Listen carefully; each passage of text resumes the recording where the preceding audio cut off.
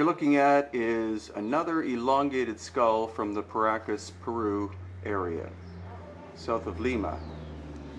What's curious about this one, obviously, is this either disease or wound, and this crack coming down. I'm not a physician, but I get the feeling that this person was murdered or was struck very hard, and then disease, infection happened, and then he or she died.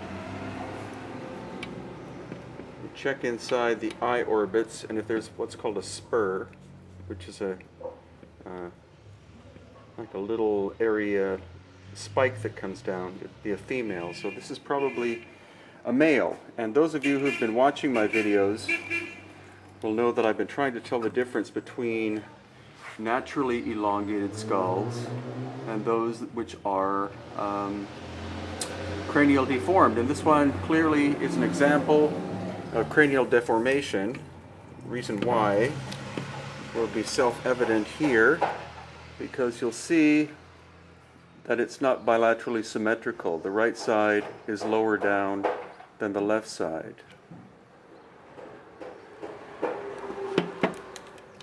And it's not only elongated skulls as in vertical so-called cone heads, but here is a comparison of, on the right is an Inca period skull. So we know this skull here is about roughly 600 years old. The one on the left is very different. Notice here where the foramen is. This is where, maybe the term isn't foramen, but that's where the vertebrae enter. That's where the neck enters the head.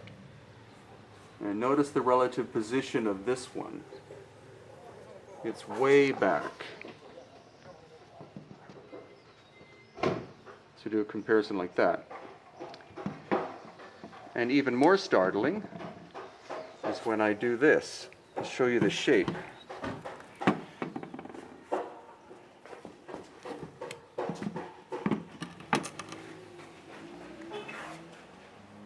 So you see the difference in the size of the skull.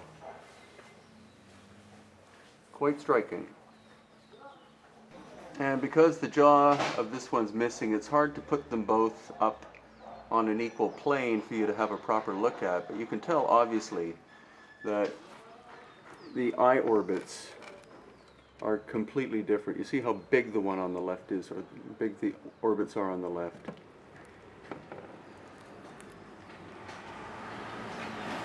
And just the basic shape of it is so incredibly different. Your skull looks approximately like this.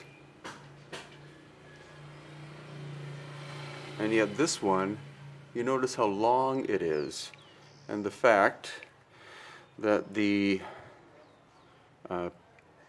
suture here, which is normal in any human, you have one here, one there, this one only has this one this way. This one is either calcified over or doesn't exist. Completely wild. But that's what my work in Peru is all about, is finding the evidence of these amazing skulls. And we always find them in relation to major constructions, like megalithic or huge adobe pyramid-like structures. That's what's intriguing about my work in Peru.